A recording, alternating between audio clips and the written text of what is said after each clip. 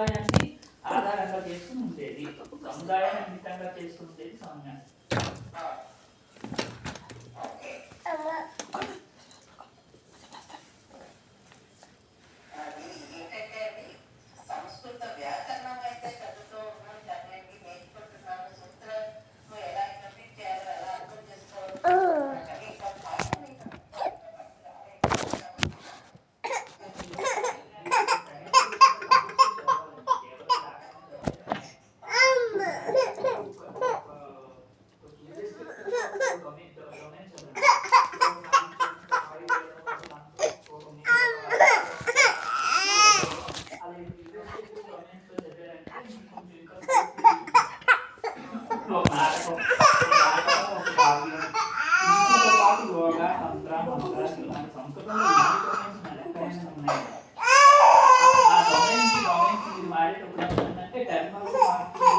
Technology మారడంతో పాటు మీకు ఇప్పుడు స్కోప్ పెరుగుతుంది, కొత్త కొత్త రకాల పదాలన్నీ చూడడానికి అవకాశం దొరుకుతుంది.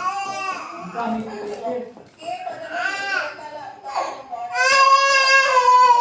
అది కొంచెం ఫైనల్ లెవెల్లోకి వెళ్తే అది తీసుకోవడానికి చాలా కష్టం. ఒకే ఇంకా కష్టం. ఇప్పుడు ఇంకా కష్టం అంటే ఫస్ట్ ఒక పదం ఎక్కడ వాడేది అనేది మనం స్ట్రాంగ్గా ఫస్ట్ రిజిస్టర్ చేసుకోవాలి.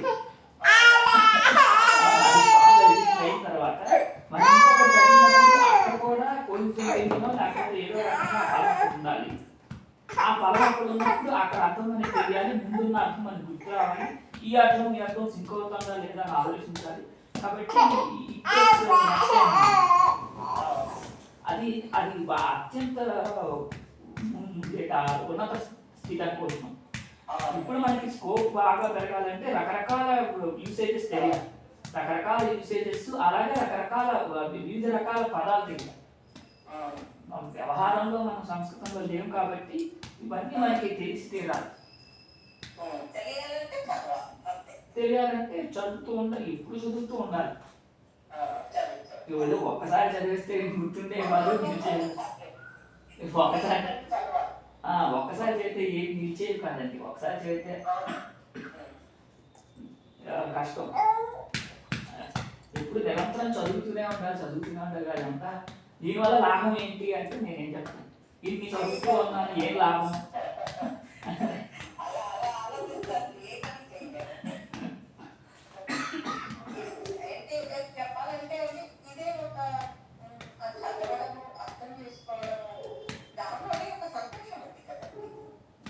అందరూ ఆ సంతోషాన్ని అలాగే ఆస్వాదించలేదు. అందులో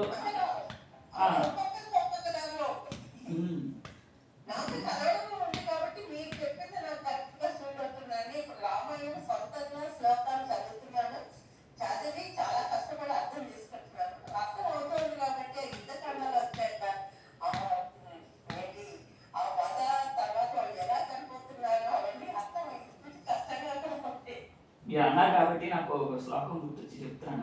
ఒక శ్లోకం కాదు, చాలా శ్లోకాలు. అంటే సందర్భాన్ని బట్టి చెప్తున్నాను.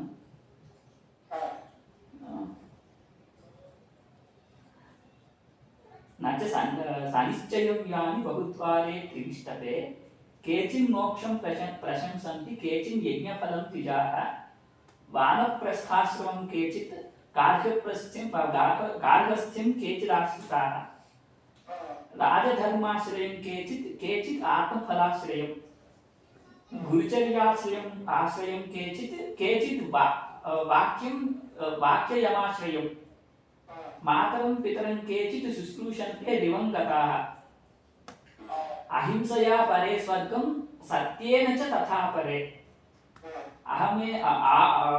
ఆహవే అభిముఖాః కేచిన్ నిహతాః ఇంకొక పదం ఏముంటుంది అక్కడ, సంవిత్ దివంగతాః అంటే చెప్ప తాత్పర్యం ఏంటంటే మనం ఉద్ధరణ పొందడానికి 100 మార్గాలు మనకి శాస్త్రాలను ఇచ్చాయి. అనేక మార్గాలు, 100 అంటే నాకు తెలిసి ఎక్కువగా బండి అభివృద్ధి అని కాదు. అంటే ఒక్క మార్గాన్ని మనకి చెప్పలేదు. వాళ్ళ అభిప్రాయాన్ని విజయాన్ని పెట్టుకుని వాళ్ళు ఎన్నో మార్గాల్లో ఉద్ధరణ పొందిన వాళ్ళు ఉన్నారు. అందులో ఒక ఒకళ్ళు అందులో ప్రశ్న అడిగారు,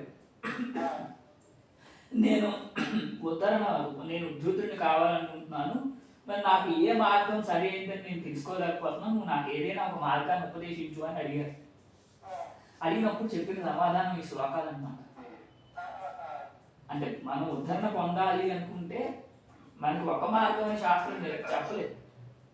మనకి ఏ మార్గం నుండి వెళ్ళాలంటే మన సంస్కారాన్ని బట్టి మనకి ఏ మార్గంలో ఆసక్తి ఉందో ఆ మార్గంలో వెళ్తే మనం ఉద్ధరణ పొందుతాం.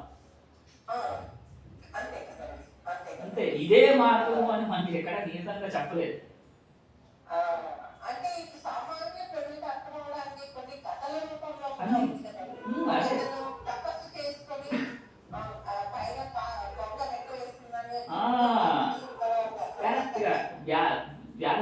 వ్యాధగీత అంటారు. ధర్మవ్యాధగీత అదే కదా సాధన చెప్పింది. అది ఒకటే మార్గం అని కాదు, ఇంకా ఎన్నెన్నో మార్గాలు మనకి శాస్త్రాలు చూపించాయి. మరి ఏ ఆ కథలోనే ధర్మవ్యాధి కథలోనే ఈ ధర్మవ్యాధుడే అతను కౌశికుడు అనుకుంటా. ఆ కౌశికుడు తపస్సు చేసుకుంటూ అతను దుఃఖిస్తాడు. అనవసరంగా నా కంటి చూపు వల్ల ఆ పక్షి అర్థమైపోయిందని అతను దుఃఖిస్తాడు. అతనేమి నేను చాలా గర్వపడిపోడు, నాకు ఇంత తపశ్శక్తి వచ్చింది, అది చనిపోయింది, పక్షి చనిపోయింది, నేను గర్వపడు. దుఃఖించి అయ్యో నా వల్ల ఇలా తప్పు జరిగిపోయింది కదా, నేను ఇప్పుడు దీనికి ఏం చేయగలను దుఃఖంతోనే మళ్ళీ భిక్షాటనకి వెళ్తాడు. ఆ భిక్షాటనకి వెళ్ళినప్పుడు ఆ స్త్రీ మొట్టమొదటి తన భర్తని సేవిస్తుంది. అతను ఎక్కడి నుంచో బయట నుంచి వచ్చినప్పుడు అతనికి పూర్తిగా సపర్యలు చేసి నీళ్లు అన్ని అర్ఘ్యపాత్యాలు అన్ని ఇచ్చి అతనికి కావాల్సిన భోజన పదార్థాలు పెట్టి అతను మొత్తం శాల తీరిన తర్వాత ఇతని దగ్గరికి వచ్చి ఇతని దగ్గరికి వచ్చినప్పటికీ ఇతనేమో అంటే ఇతను మనసులో కొంచెం దుఃఖంగానే ఉన్నాడు. ఇంత పెద్ద గొప్ప తపశ్శక్తివంతుడిని ఈయనేమో ముందు నన్ను చూడకుండా ఆమె భర్తను చూస్తోంది, ఆమె భర్తని సేవిస్తోంది, నేనేమో ఒక బ్రహ్మచారిని, అందులో సన్యాసాశ్రమం తీసుకుని ఇక్కడికి ఏకాంతంగా తపస్సు చేసుకుంటూ ఉన్నాను. అప్పటికే ఆయన చాలాసార్లు ఆ ఇంటికి వెళ్ళాడు. ఇదే ఒక 5 ప్రాథమ్యాన్ని వెళ్ళి తీసుకున్నది కాదు భిక్ష. ఆ ఊళ్ళో ఉంటూ అందరి దగ్గర భిక్షను తీసుకుని బతుకుతూ ఉంటాడు అనమాట. ఇంత అదే ఒక్కసారిగా వెళ్ళిపోవడం కాదు, ముందు ఆ దగ్గరలో ఏదైతే ఊరుందో అతను తపస్సు చేసుకునే ప్రదేశానికి ఆ ఊరు వెళ్ళి వంట చేసుకోవడం మానేసి ఇలా భిక్షను తీసుకుని బతుకుతూ ఉంటాడు. ఇలా వెళ్తుండగా ప్రతిరోజు వెళ్ళేటట్టుగానే ఆ రోజు కూడా వెళ్ళాడు. కానీ ఆ రోజు ఆమె అలా ప్రవర్తించింది. ఇంకా ఆమె ఏం చేసింది, ముందు పతి సేవనే ముఖ్యం కానీ అతిథిని కూడా మనం చూడక్కర్లేదు. ఆమె నమ్మిన ధర్మం అంటే దీనికి కూడా సంబంధించి మనకి కొన్ని శుద్ధులు స్మృతులు ఉన్నాయి. అది ఏంటంటే ఇదంతా కొంచెం మన టాపిక్ డైవర్ట్ అవుతుందని మనకు తెలియదు. ఇది అంటే నేను కొన్ని పుస్తకాల్లో చదివాను. అక్కడ ఏం చెప్పారంటే ప్రకృతి సాంఖ్యతత్వాన్ని దీన్ని కలిపి చెప్తారు. ప్రకృతి పురుషుడు 2 ఉన్నారు. పురుషుడు అనేవాడు పతి, ప్రకృతి ఎప్పుడు పత్ని. పత్ని ఎప్పుడు పతిని ఆశ్రయించుకుని ఉండాల్సిందే. పతి లేకపోతే పత్నికి దిక్కులేదు. అంటే అలా ఏ విధంగా అయితే అలా అని పత్నికి శక్తి లేదని ఎక్కడ చెప్పలేదు. మొత్తం ఈ సమస్త సృష్టిని అంతా చేసేది ప్రకృతి. పురుషుడు ఏం చేస్తాడు, పురుషుడు ఏం చేయడు. పురుషుడు ఏమీ చేయడు. పురుషుడు కేవలం నిర్లిప్తంగా ఉంటాడు అంతే. కానీ పురుషుడిని ఆశ్రయించుకున్నటువంటి ప్రకృతి మొత్తం చేస్తుంది. అలాగే ఈ పతిని ఆశ్రయించుకుని పతి మొత్తం చేస్తుంది అని చెప్పి అందువల్ల స్త్రీలని మనం ఆదరించాలి అని చెప్తూ, అంటే ఎందుకంటే ఈ సమస్త సృష్టిని చేసేది స్త్రీ శక్తే. పురుషుడు కేవలం నిర్లిప్తంగా ఉండడం తప్ప అతను చేసేది ఏం లేదు. అలా చెప్పి చివరికి మళ్ళీ ఏం తీసుకొచ్చాడు, అటువంటి పురుషుడిని సేవించినప్పుడే పత్నికి ఉద్ధరణ అనేది ఉంటుంది. కానీ ఈ మార్గాన్ని వదిలిపెట్టి ఇంకే మార్గం చేసినా కూడా దానివల్ల ఉద్ధరణ ఉండదని చెప్పి వేరే పుస్తకాలు చర్చించారు. అంటే ఇవన్నీ కూడా మనం సమాజంలో చెప్తే మనం ఎలా తీసుకుంటారు మనం మనలో మాట్లాడుకోవడం. కానీ అందులో ఆమె చెప్పింది ఏంటి, ఆమె ఈ ఫిలాసఫీని కూడా కలుపుకొని నా నా భర్తనే నాకు పరమేశ్వరుడు పురుషుడు, అతని సేవ నాకు ముఖ్యము, నీ సేవ కూడా ముఖ్యమే, కానీ ఈ ఇద్దరి మధ్యలో తుల్యబల విరోధం వచ్చినప్పుడు బలం నా భర్తే కానీ నువ్వు కాదు అని. తుల్యబల విరోధం ఉన్నప్పుడు సంగతి, తుల్యబల విరోధం లేకపోతే మన అతిథిని కూడా అలాగే ఆదరిస్తాం. మనకి కొన్ని కథలు కూడా ఉన్నాయి, ఆ అతిథిని ఆదరిస్తూ కుటుంబంతో సహా అందరూ ప్రాణత్యాగం చేసినటువంటి వాళ్ళు కూడా ఉన్నారు. అవి కూడా ఉన్నాయి మనకి. అందుకే ఈ శ్లోకంలో బయలుదేరింది. నేను ఏ రకంగా ఉద్ధరణ పొందాలి అని చెప్పడానికి మనకు ఒక నియతమైనటువంటి మార్గం లేదు. మన అభిరుచిని బట్టి మనం ఒక మార్గాన్ని ఎంచుకుని అదే మార్గంలో మనం నిరంతరం ప్రయత్నం చేసినప్పుడు మనం ఆ మార్గంలో ఉద్ధరణ పొందవచ్చు అని చెప్తున్నారు. ఇదంతా ఎందుకు వచ్చింది, మీరు మీరు మీరు మొదలు పెట్టడం వల్ల ఇది గుర్తొచ్చింది అంటే కొన్ని ఫిలాసఫీలు చాలా చాలా నిజంగా ఉంటాయి. మీకు నేను అది సాంఖ్యతత్వాన్ని పూర్తిగా కలిపి నేను చెప్పలేదు, కానీ ఆ పుస్తకం మాత్రం చాలా విపులంగా చెప్పారు, చాలా విపులంగా ఉంది. అంటే చెప్పొచ్చే తాత్పర్యం మీరు ఇర్రెస్పెక్టివ్ ఆఫ్ డొమైన్లోకి వెళ్తూ అలా ఎక్స్ప్లోర్ అవ్వండి. ఒకటే డొమైన్లో ఉండిపోదు, ఒకటే డొమైన్లో మీరు ఉండిపోతే వొకాబులరీ లిమిట్ అయిపోతుంది. ఎక్స్పాండ్ చేసుకుంటూ చదువుతూ ఉంటే ఖచ్చితంగా ఇంకా బాగా తెలుస్తుంది.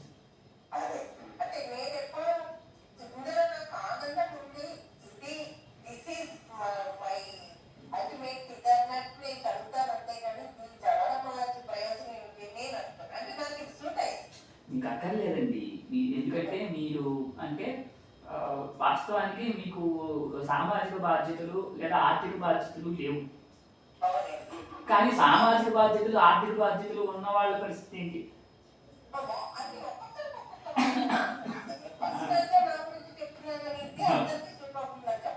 అవును, నేను చెప్పేది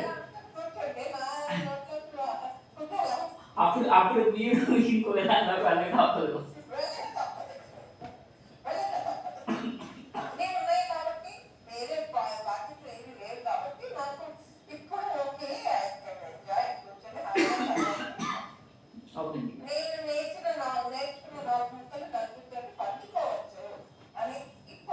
ఒక ఆనందం వస్తుందండి, ఆ ఆనందంలో మాత్రం మనకి ఎక్కడ లోటు ఉండదు.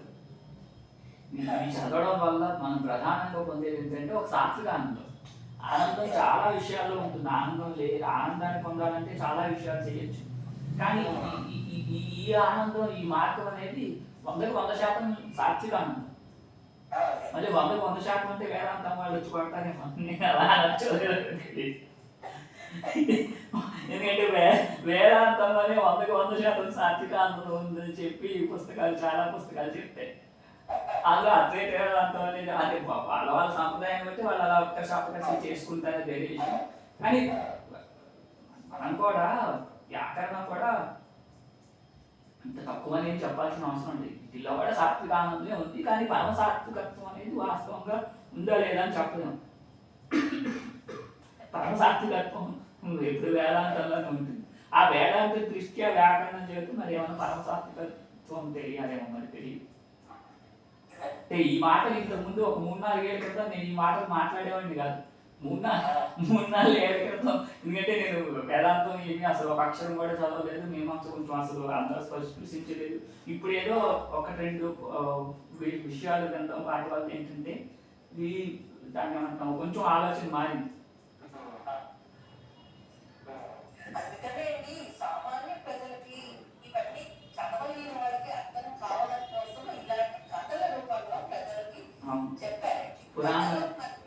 ఇతిహాస పురాణాల లక్ష్యమే అది. ఇతిహాస పురాణాల లక్ష్యమే అది. ఇతిహాస పురాణాలు బయలుదేరింది అందుకని. ఇంకా వాస్తవంగా చెప్పాలంటే ఇతిహాస పురాణాలు ఎక్కువగా సామాన్యుల కోసం, అబ్రాహ్మణుల కోసమే వచ్చాయని చెప్తారు. దేవాలయాలు కూడా బ్రాహ్మణుల కోసం దేవాలయాలు ఉత్పత్తి కాదు. దేవాలయాలన్నీ వాస్తవానికి వేరే వర్ణాల కోసమే దేవాలయ ఉత్సవం. బ్రాహ్మణులు వాళ్ళ నిత్య కర్మానుష్ఠానాలు వాళ్ళ ఇళ్లలోనే చేసుకుంటారు, కానీ వేరే వాళ్ళకి వాళ్ళ నిత్యకర్మానుష్ఠానాలు చేసుకోవడానికి ఇంట్లో ఒక సదవకాశాలు కానీ అనుకూల పరిస్థితులు కానీ ఉండవు. అందుకని వాళ్ళ ఉద్ధరణ పొందడం కోసం మనకి ఈ దేవాలయ ఉద్భవము, దేవతార్చనము ఇవన్నీ వచ్చాయి. అందుకని దేవాలయాలు అందరికీ తెలియదు కూడా కాదు, ఇవన్నీ మీరు యూట్యూబ్లో అన్ని పెద్దవాళ్ళు చెప్పేది వింటూనే ఉంటారు. దేవాలయాలు ఏం చేస్తాయి అంటే సామాజిక శ్రేయస్సు కోసమే పనిచేస్తాయి. దేవాలయాలు ఎప్పుడు కూడా దేవాలయాలు పురోహితులు నాకు ఇప్పుడు మేలు కలగాలి, నా కుటుంబానికి మేలు కలగాలని ఏ దేవాలయాలు పనిచేయి. ఏ దేవాలయం కన్నా సమాజం కోసమే దేవాలయం. ఇలాంటి పరిస్థితి ఉన్నప్పుడు మధ్యలో వీళ్ళకి దేవాలయంలో ప్రవేశం లేదు, వాళ్ళకి దేవాలయంలో ప్రవేశం లేదు. అసలు ఇవి ఎలా వచ్చాయో నాకు అర్థం కాదు. వీటికి సంబంధించిన ఏ శ్రోతస్ నాకు దొరకలేదు ఇప్పటివరకు. అంటే నేను వాటి గురించి ఇంత ముందు నుంచి కూడా కొంచెం ఆలోచిస్తున్నాను, కానీ నాకు ఇప్పటికొచ్చి ఏ పుస్తకంలోనూ అట్లాంటి ఒక ప్రామాణిక ఆధారం ఏం దొరకలేదు, ఏమీ దొరకలేదు. వేరే వాళ్ళు దేవాలయంలోకి రాకూడదు అన్నది ఇప్పటివరకు నాకు ఏ ఆధారం దొరకలేదు. వేరే వాళ్ళ కోసమే దేవాలయాలు వచ్చాయి అనేది దానికి మాత్రం చాలా ఆధారాలు ఉన్నాయి, నేను చూశాను.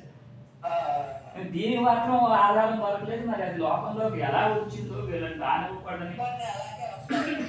అది దీనివల్ల ఏంటంటే రాంగ్ ఇంపాక్ట్ ఇచ్చేస్తుంది. అసలు ఎలా వచ్చాయో, ఎక్కడి నుంచి వచ్చాయో, దీని మధ్యలో మనకు శిష్టాచారం అని చెప్పి ఒకటి ఒక ఫిలాసఫీని అంగీకరిస్తాం. శిష్టాచారం అంటే ఏంటంటే ఒక శాస్త్ర ప్రామాణ్యం దానికి లేకపోయినా ఆ శిష్టులు ఆచరించారు కాబట్టి దాన్ని ఆచరించవచ్చు అన్నారు. దానికి కూడా ఏంటి ఇంకా అంటే ఒక శాస్త్రం ఒకటి చెప్పింది, మరి మీ ప్రదేశంలో శిష్టులు అలా ఆచరించట్లేదు, వేరే రకంగా ఆచరిస్తున్నారు. అప్పుడు ఏం చేయాలి? అప్పుడు ఏం చెప్పింది? మీ ప్రదేశంలో ఉంటే శిష్టులు ఆచరించేదాన్నే చేయండి, కానీ శాస్త్రంలో ఉన్నాను చెయ్యకూడదు అని చెప్పింది. మరి మీ ప్రదేశంలో శిష్టులు అంటే వాళ్ళు శిష్టులే అనడానికి ప్రమాణం అయితే మనకు అదంతా తెలియదు. ఇవన్నీ ఒక సమాధానం లేని ఇప్పటివరకు సమాధానం లేని పెద్ద ప్రశ్నలుగా ఉంటాయి. అంటే మిగిలిన వాళ్ళు ఏ ప్రమాణం చూపిస్తారో మనకు తెలియదు, కానీ నా వరకు వైయక్తికంగా ఎటువంటి ప్రమాణం దొరకలేదు. పూర్తిగా అవుట్ ఆఫ్ ద బాక్స్ అయిపోతున్నాం. ఇవాళ చాలా మంచి విచారం ఉంది, ఆ విచారం పెట్టేసి వెళ్ళిపోవడం ఇక్కడికి వచ్చాక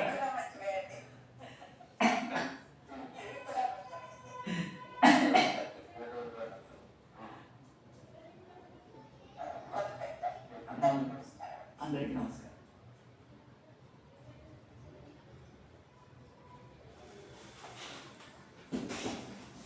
చిన్న పాటలు లేదా? బాగా పాఠం స్టార్ట్ లేదు.